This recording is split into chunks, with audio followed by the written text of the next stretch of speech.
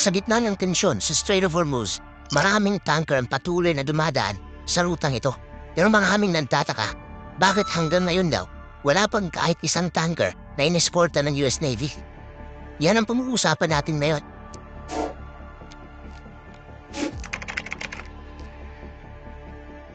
Isa sa pinakamalaking dahilan kung bakit hindi basta-basta nag-e-escort ang US Navy ng mga oil tanker sa Strait of Hormuz ay dahil sobrang taas ng panganib ng direktang atake. Oh no! Kapag nagdesisyon ng US na mag-escort ng tanker na yon, para na rin silang pusang naglalagay ng target sa kanilang sariling barko. Ang Hormuz ay isang napakasikip na daanan ng dagat kung saan dumadaan ang malaking bahagi ng oil supply ng mundo. Dahil dito, alam na alam ng Iran na ito ang pinakamadaling lugar para magpadala ng mensahe sa kalaban. Alam ng US na may kakayahan ng Iran na umatake gamit ang iba't ibang paraan. Una, may mga anti-ship missiles sila na kayang ilunsad mula sa lupa. Oh no! Ibig sabihin, kahit hindi lumabas ang kanilang Navy, maaari silang magpaputo mula sa coastal batteries at targetin ang barko sa gitna ng dagat. Ang ganitong klaseng missile ay kayang tumama sa loob lamang ng ilang minuto pagkatapos ilunsad.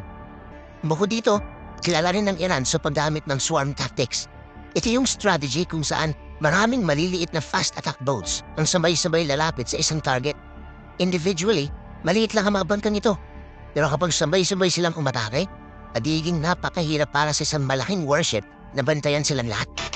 Hindi rin dyan nagtatapos ang panganib. Isa sa pinakakinatatakutan ng mga navy sa mundo ay ang naval mines.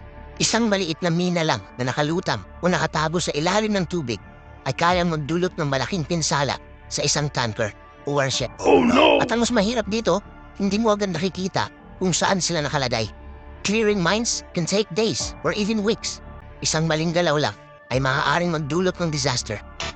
In military terms, this is called creating a protective bubble. Ngunit sa kasalukuyan, maraming assets ng US military ang nakatutok sa ibang operasyon na konektado sa tensyon sa Iran.